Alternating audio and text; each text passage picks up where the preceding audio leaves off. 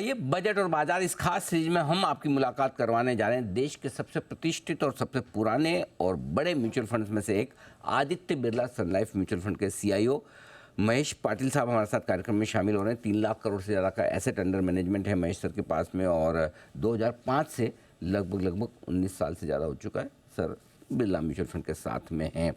Mahesh sir बहुत बहुत स्वागत है आपका, धन्यवाद हमें समय देने के लिए। सर कल बजट आने की तैयारी में है, पॉलिसी के लिहाज से, डायरेक्शन के लिहाज से क्या कुछ होगा इस बजट में, समझाएं सर। या good morning Anil ji. Morning sir. तो जैसे कि आप जानते हैं ये बजट वोट ऑन अकाउंट रहेगा बिकॉज असली बजट तो आपको इलेक्शन के बाद में दिखाई देगा। बट हालांकि बजट जिस तरह से अभी आएगा तो एक तरह से ऑलवेज थोड़ी अपेक्षा रहती है मार्केट के हिसाब से। बट एक तो ये बजट में थोड़ा बैलेंसिंग गवर्नमेंट को अच्छी तरह करना पड़ेगी बिकॉज जो फिस्कल कंसोलिडेशन पाथ गवर्नमेंट ने रखा है जहाँ पे फिस्कल डेफिसिट जो है अभी ये साल कुछ अराउंड 5.8% होगा, उसको 50 बेसिस पॉइंट से नीचे लेके आएंगे। तो अगर वो करते हैं तो बाकी खर्चे जो करने हैं गवर्नमेंट को, राइट, बोथ इन्वेस्टमेंट की तरफ और कंजम्पशन की तरफ स्टिमुलेट करने के लिए वो कैसे करेंगे, वो थोड़ा सा बैलेंसिंग फिगर करना पड़ेगा। बिकॉज हालांकि गवर्नमेंट की जो डायरेक्ट टैक्सेस है, राइट, ये साल में काफी बेहतर रही है, बट इनडायरेक्ट टैक्सेस थोड़ी स्लो डाउन हो रही है बिकॉज जो नॉमिनल जीडीपी ग्रोथ है, जैसे बात करते हैं ना कि नॉमिनल जीडीपी ग्रोथ है, जो रियल जीडीपी और इन्फ्लेशन डब्ल्यूपीआई काफी नीचे है, तो नॉमिनल जीडीपी ग्रोथ थोड़ी नीचे आ जा रही है। तो उसके कारण थोड़ी बैलेंस फिगर अच्छी करनी पड़ेगी बिकॉज ये बजट इलेक्शन के पहले का बजट है, तो गवर्नमेंट का थोड़ा फोकस रहेगा कैसे कि कंजम्पशन को स्टिमुलेट करे। बिकॉज हमने देखा है कि रूरल इकोनॉमी जो है अभी भी वीक चल रही है, राइट। अभी भी जो नतीजे आए कंपनीज के कंजम्पशन में थोड़े वीक थे। तो बजट में शायद ये साल में थोड़ा सा रूरल इकोनॉमी को स्टिमुलेट करने के लिए कुछ प्रोविजंस हो सकती है, जैसे कि प्रधानमंत्री किसान योजना, प्रधानमंत्री आवास योजना या फूड सब्सिडी के लिए और फर्टिलाइजर सब्सिडी में वहां पे थोड़ी बढ़ोतरी हो सकती है।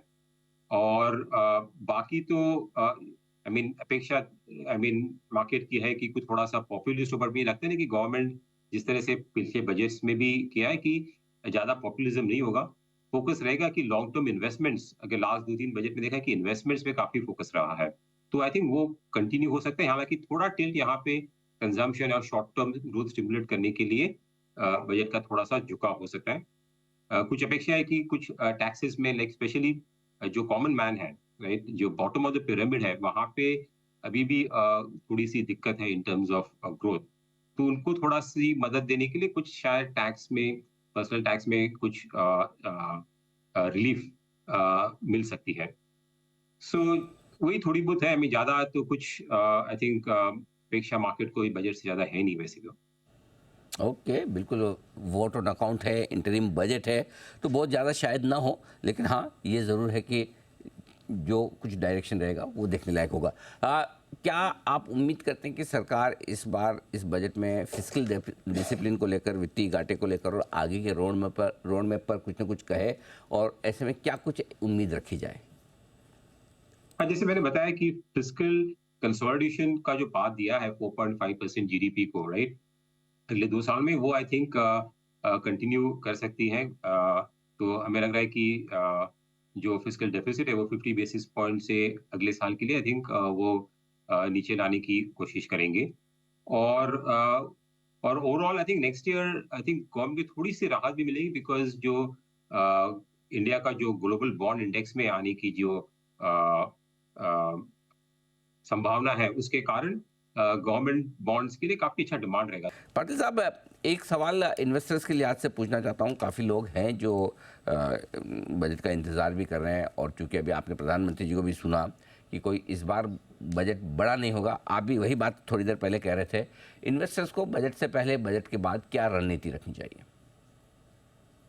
मेरे हिसाब से बजट कुछ ज्यादा जितना इम्पोर्टेंस दिया जाता है उसमें ज्यादा ध्यान नहीं देना चाहिए। आई थिंक अंडरलाइंग जो चल रही है अपनी इकोनॉमी की जो ग्रोथ, ओके, कहाँ पे डायरेक्शन पे है, आई थिंक वो मद्देनजर रखना चाहिए। तो जैसे कि मैंने बात करी कि इकोनॉमी की जो गति है, हमें लग रहा है कि next year around 6.5% GDP growth रहेगी, वो काफी बेहतर रहेगी। और मुख्य बात यह है कि हमारी जो अभी ग्रोथ है वो इन्वेस्टमेंट लेड है। आई मीन अगले जैसे 2003 और 2007-8 के टाइम पे था जहाँ पे इकोनॉमी ग्रोथ काफ़ी अच्छी थी, तो वहाँ पे इन्वेस्टमेंट्स भी काफ़ी कंट्रीब्यूट कर रहा था। तो हमें लग रहा है कि यहाँ से इन्वेस्टमेंट का जो है जीडीपी का कंपोनेंट है, वहाँ से भी आपको कंट्रीब्यूशन अच्छी मिलेगी।